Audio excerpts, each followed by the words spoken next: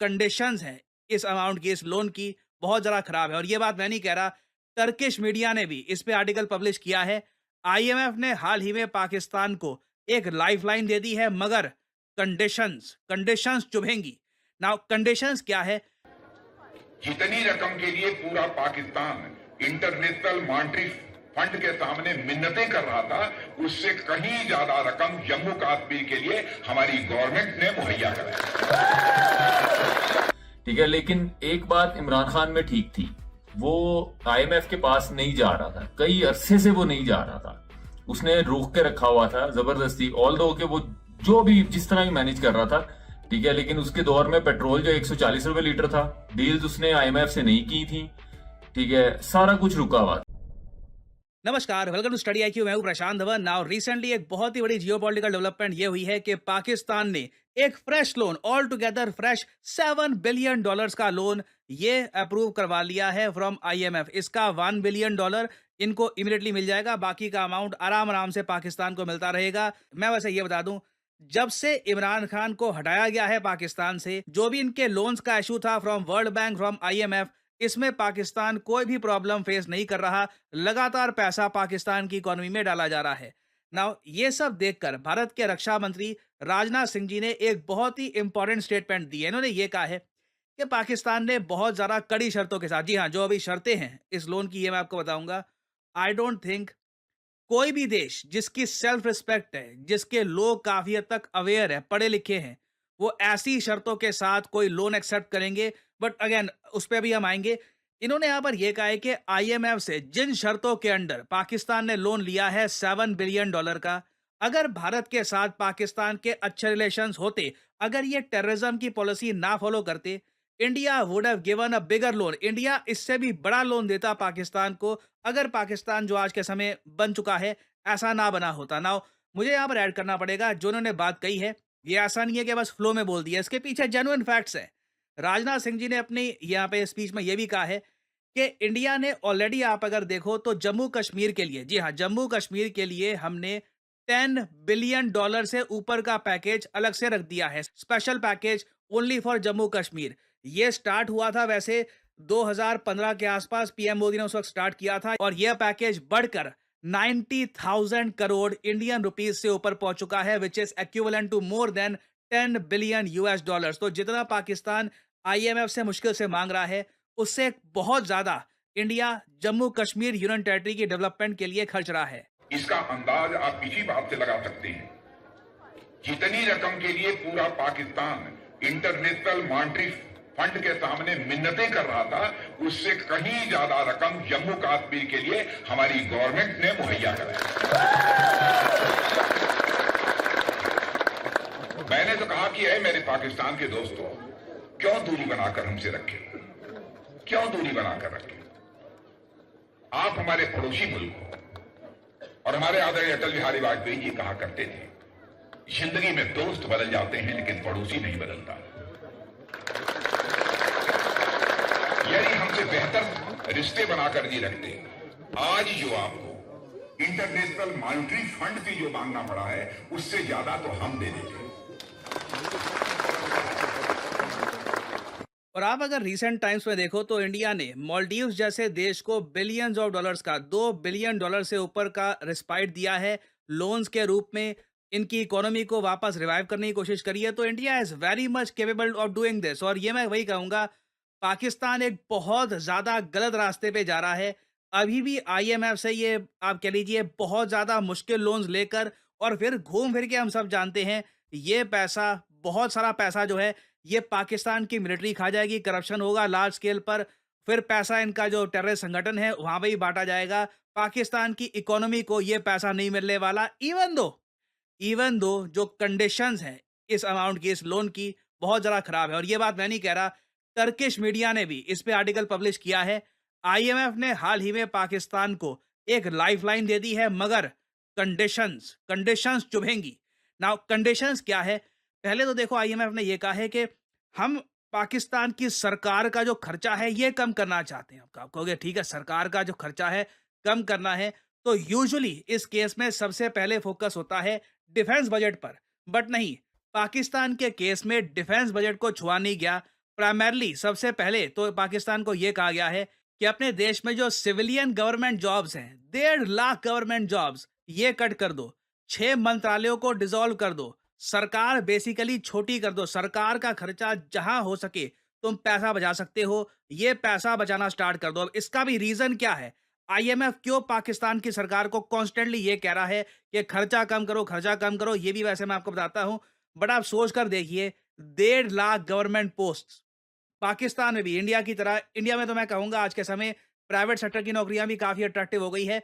पाकिस्तान में private sector इतना, आप कह लीजिए, उभर नहीं पाया। वहां पे कोई आईटी इंडस्ट्री नहीं है, फार्मा इंडस्ट्री नहीं है। पाकिस्तान कुछ खास एक्सपोर्ट करता नहीं है, तो वहां पर जो गवर्नमेंट जॉब्स पे डिपेंडेंस है वो और भी ज्यादा है। और मैं आपको ये बता दूं, ये बस शुरुआत है। आप देखोगे आने वाले समय में पाकिस्तान में बड़े स्केल पर जो इनकी सरकारी कंपनियां हैं ये बेची जाएंगी। जो भी वहां पे सरकारी नौकरियां हैं वो उड़ जाएंगी। सरकार, जो सेंट्रल गवर्नमेंट है पाकिस्तान की, वहां पर भी सिविलियन जॉब्स कट कर दी जाएंगी। ऑब्वियसली इंश्योर किया जाएगा कि पाकिस्तान की मिलिट्री को ज्यादा कुछ यहाँ पर कट ना फेस करना पड़े, वहां पर सैलरीज ना कट हो। But even after all this Pakistan बच नहीं पाएगा, इनकी इकोनॉमी बच नहीं पाएगी। मैं आपको समझाता हूँ रीजन क्या है। अभी जो पाकिस्तान को लोन मिला है ना, इससे इनकी कोई इंडस्ट्री खड़ी नहीं होगी। पाकिस्तान लिटरली बाकी जो इन्होंने और लोन उठा रखे हैं इनसेन इंटरेस्ट रेट्स पर, ऑनेस्टली मैं यहाँ पर ये बोलूंगा, कई लोग पाकिस्तान के कंप्लेन करते हैं खुद की गवर्नमेंट के बारे में, करप्शन बहुत है, करप्शन बहुत है। उस केस में I agree with Pakistani people. जो इनकी डील्स होती है, जिस इंटरेस्ट रेट पे पाकिस्तान की सरकार पैसा उठाती है, it's weird. For example, recently SCB London से पाकिस्तान की सरकार ने $600 मिलियन का लोन लिया था। जी हाँ, पाकिस्तान को लोन सिर्फ आईएमएफ से नहीं मिल रहा। इनको जहां कोई दिखता है, कोई अमीर, कोई भी अमीर आदमी कहीं पे दिख गया, चाइना दिख गया, यूके कहीं पर दिख गया, उसी वक्त लोन ले सकते हैं।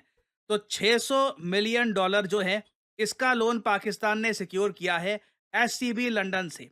नाउ इंटरेस्ट रेट यहाँ पे आप देखिए 11% है, making the highest cost of borrowing in Pakistan history. Pakistan ने अपने इतिहास में इतने हाई इंटरेस्ट रेट का लोन आज तक नहीं उठाया। Now standard chartered bank usually इतना हाई इंटरेस्ट रेट चार्ज करता नहीं है, बट पाकिस्तान के केस में उन्होंने शर्त ये रखी है।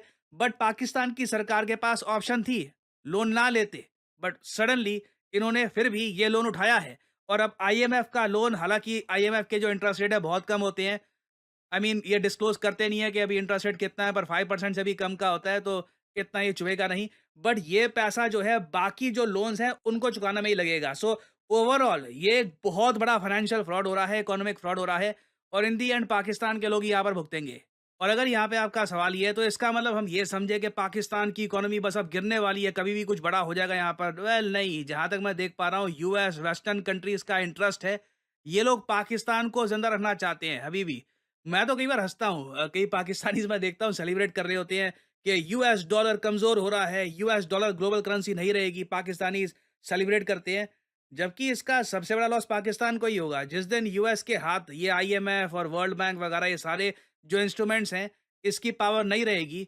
पाकिस्तान को उस केस में चाइना नहीं बचा पाएगा, चाइना भी इतना ज़रा सपोर्ट नहीं दे पाएगा। सो एनीवे, अभी ये डेवलपमेंट हुई है, इससे रिलेटेड और न्यूज़ सामने आती है। I will make updated videos later on. Finally आपसे मैं पूछूंगा एक सवाल। यूएसए ने हाल ही में एक mega military package, humongous military package, अब तक का सबसे बड़ा $567 मिलियन का पैकेज अनाउंस किया है एक एशियाई देश के लिए। आपको बताना है वो एशियाई देश कौन सा है।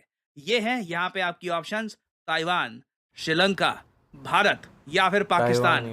कमेंट सेक्शन में करिए उत्तर। जो लोग देंगे सही आंसर, उनकी कमेंट को मैं हार्ट दे दूंगा ताकि बाकी लोग समझ पाए कि सही उत्तर क्या है। इकोनॉमिक रिलीफ मिलेगा, लेकिन मेरा ख्याल है लोग ये चीज़ रियलाइज़ नहीं करते कि भाई उस लोन को जो है वापस भी करना है, उसकी किस्तें जब चुकाएंगे तो वो एक अलग जो है इंटरेस्ट के साथ, तो वो एक अलग ही कंट्री के लिए हेडिंग बनता है। और जहाँ तक डॉलर की बात है, तो भाई अभी के टाइम में जो है ना, मैं देख रहा हूँ कि बेशक डॉलर जो है ना वो एक जगह आके स्टेबलाइज होता है, वो थोड़ा बहुत आपको नज़र आ रहा है, लेकिन महंगाई की अगर बात की जाए ना, उस पर कोई फ़र्क इतना ख़ास नहीं पड़ा। आपको पेट्रोल के दाम भी फ्लक्चुएट होते हुए हर 15 दिन बाद नज़र आते हैं। कई चीज़ें जैसे बेबी प्रोडक्ट्स की बात करें तो वो जो है उनकी प्राइसेस जो बढ़ती जा रही हैं। तो मुझे समटाइम्स ये एक चीज़ समझ वाकई नहीं लगती कि भाई कहते हैं डॉलर ऊपर जाता है तो प्राइसेस ऊपर जाते हैं। जब डॉलर नीचे आ रहा है, स्टेबलाइज हो रहा है, ठीक है ना, फिर भी जो है आपको चीज़ों की कीमतें जो है वो ऊपर क्यों जाती हुई दिखाई दे रही हैं। तो ये चीज़ जब लोग समझेंगे ना तो उन्हें पता चलेगा कि भाई कर्ज़ों का इफेक्ट क्या होता है। एक तो मैं ये बात बोलूँगी कि आर्टिफिशियल तरीके से जब चीज़ें मेंटेन की जाती हैं तो हाँ। उसका इफेक्ट ऐसा ही रहता है, लेकिन प्रॉब्लम इसके लोगों में समझ नहीं है, लोगों में अवेयरनेस नहीं है।